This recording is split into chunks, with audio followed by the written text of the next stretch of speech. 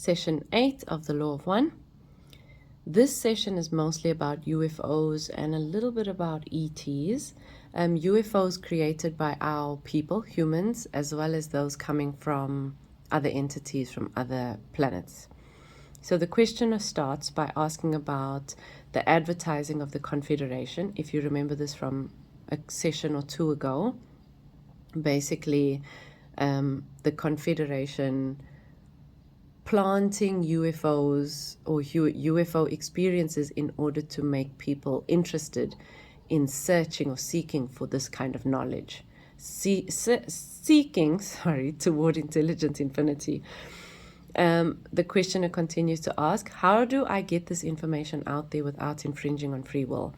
Ra says, consider your life path and your experiences and the coincidences along your path, that it's a part of the flow of life, that each entity receives what it needs when it needs it. So you don't have to worry about that, in other words. Just get it out there. Those who need to find it will find it. He goes on to say that this information isn't meant for everyone who is searching. And so it is shared broadly, and that it's also not meant to lead people to any specific details, but to hint at the deeper hidden truth behind the everyday world. It's meant to whet your appetite, make you want to know more and experience more, which of course, you don't get just through reading a text. You need to sit down and actually do some inner searching and seeking. The questioner asks, in a previous session, you said some of the UFO landings taking place are of your peoples, humans. What did you mean? Ra says, your people have the tech achievement of creating and flying UFOs, but that it is not intended for the service of mankind, but for potential destructive use. He then says that this further muddles the vibratory nexus of your social memory complex. The vibratory nexus is basically the place where different vibrations come together to facilitate spiritual growth. So he says already this is challenging, and now your people have brought UFOs in for destructive use that makes it even more challenging. And then I'll read exactly as he says, causing a situation whereby neither those on the path to serve self or the path to serve others can gain the energy or the power which opens the gate to intelligent infinity for the social memory complex, which leads to a small harvest. The questioner asks, where are these craft of our people based? On what plane? Ra says, in the third density. And that part of, or partly, part of the U.S. military complex, and that the bases are varied. Some are under the sea near the Bahamas and in Pacific seas close to the Chilean borders on the water. Some are on the moon. And then he says there are bases which move about your lands. So I can't imagine what this might look like. Maybe just, they might have a base in one place and then dismantle it and go somewhere else with it. Maybe it's that simple. And then bases in your skies. They are numerous and potentially destructive. The questioner then goes on to ask, how did the US learn to build these land, plum, plum, plum, plum? It's inaudible. And then Ra says that they learned from Nikola Tesla, and that after he died, those papers were taken by the national security. They then go on to say that Russia also received information from the Confederation about 27 years before this book, of course, and before this channeling, to bring peace. And then exactly as he states, the entities giving this information were in error, but we did many things at the end of this cycle in attempts to aid your harvest, from which we learned the folly of certain types of aid. That's why they are more careful today, basically, even as our people are really in need of help, is because sometimes the information is distorted and used incorrectly, just like what happened in Egypt. The questioner is now puzzled and says it's really hard to believe, all of this information. What are they used for? Are these UFOs used as weapons, as transport? Ra says it's weaponry, and they use electromagnetic energy basically to operate. He says there are two kinds. The first is a psychotronic weapon, which affects the mind and body. It also is a non-physical attack and uses electromagnetic waves. If you'd like to dig more into that, I think it sounds pretty fascinating. You can absolutely do that. If you know anything about it, you're welcome to pop something in the comments as well. And then the second one is a particle beam. He says that both are used to change weather patterns and to enhance the vibratory change which engulfs your planet at this time. So basically influencing what's happening around us that will essentially give them more power and control. The questioner asks, how many of these crafts does the USA have? Ra says 573, and there are more on the way. Questioner asks, what's the maximum speed? And Ra says approximately 1/2 the light speed due to imperfections in its design. The questioner goes on to ask, wouldn't this craft solve a lot of the energy problems as far as transport goes? And Ra says, the tech that our people have, humans, is enough to solve all of our societal problems today. However, some people are more focused on gaining power, so they hold back until it becomes so bad that these people will use the technology to gain even more power. You know, I don't tend to spend too much time, learning about the dark stuff. Every now and then I do kind of dig a little, because I think it's important to not bury your head in the sand. But when I start to kind of feel that contraction and that heaviness happening, I make my exit. And sometimes that exit is for an extended period of time. Also, there are people that are here especially or specifically to bring light into these areas. So I really commend and respect them in this work, or the work that they do. I think you have to kind of navigate this for yourself, kind of feel into how's this impacting you. When I saw the Orion group coming up, my body was just like, no.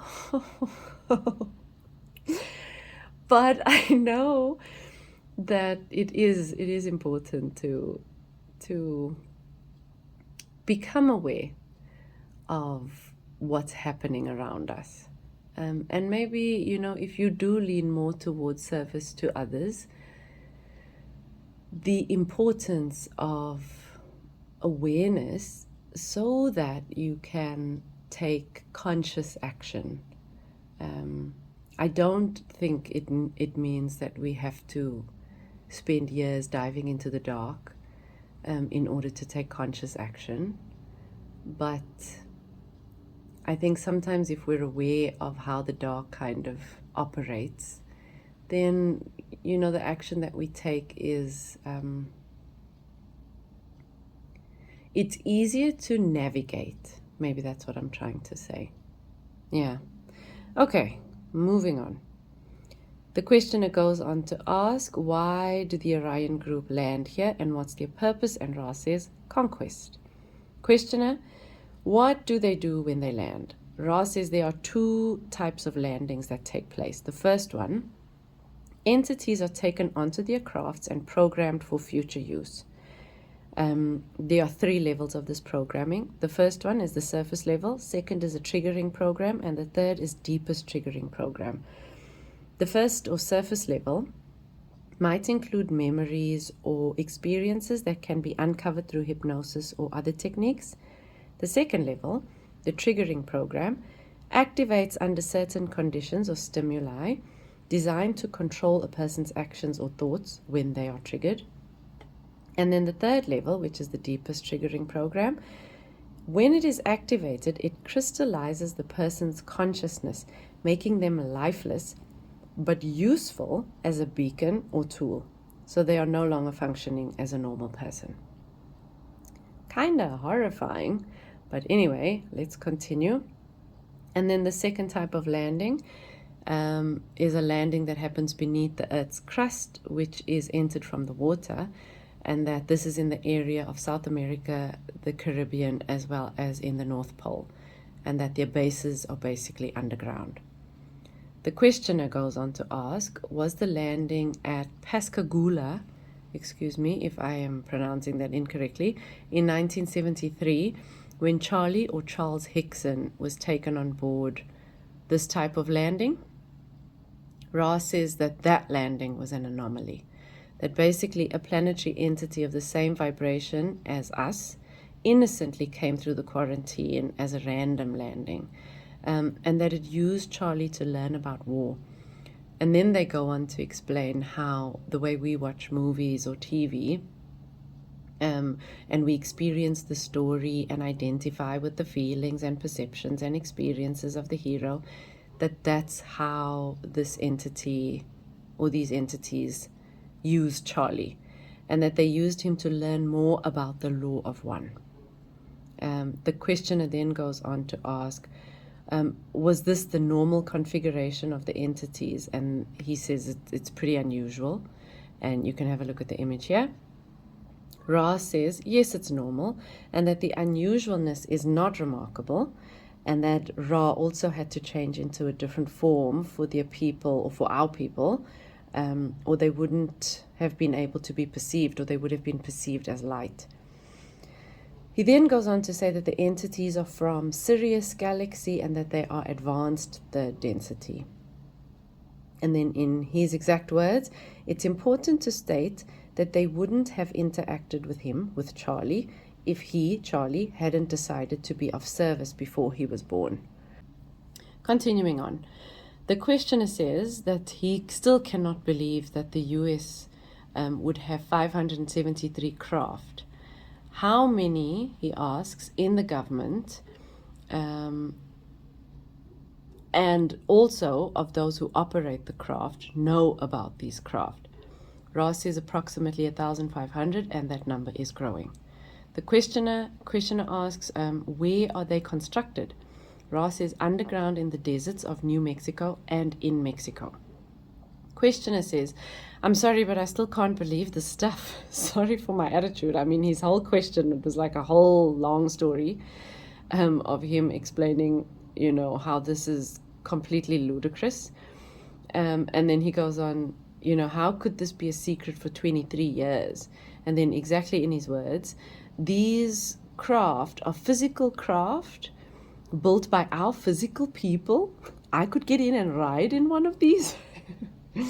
Ra says incorrect. You can't ride in it. It's a weapon. So he asks how they are controlled.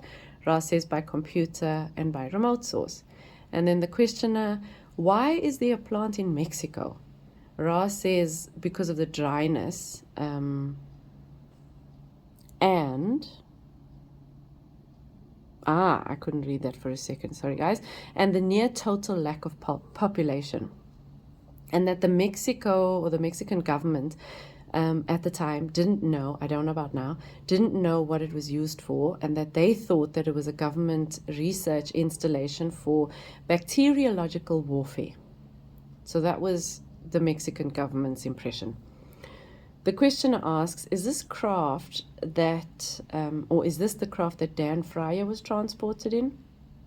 Ra says Daniel was taken in a craft created by the Confederation through the Confederation's thoughts, and that the experience was designed to provide him with knowledge and for the Confederation to see how these interactions help people understand the infinite intelligence that exists beyond the apparent limitations of the physical world.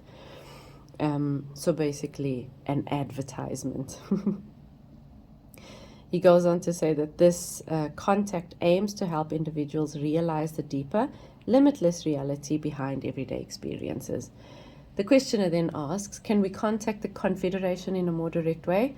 And Ra, in their very polite way, says, we don't care to comply with the request to be taken on board. You are most valuable in your present orientation. The questioner then continues, that they are considering leaving out this whole US craft unless they can basically drill Ra on the details. because they can see that it would potentially create numerous problems. So they ask, what is the diameter? Ra says approximately 23 feet or 7 meters. And then they end the questioning there. It was a pretty long session, so it took a bit of effort to move through, and to understand some of the stuff as well. But just toward the end of it, they talk about how to make Carla more comfortable, and they basically do that at the end of almost every session, making minor adjustments. But yeah, so that's where we are with session 8. I hope you found it interesting if you are into this, area of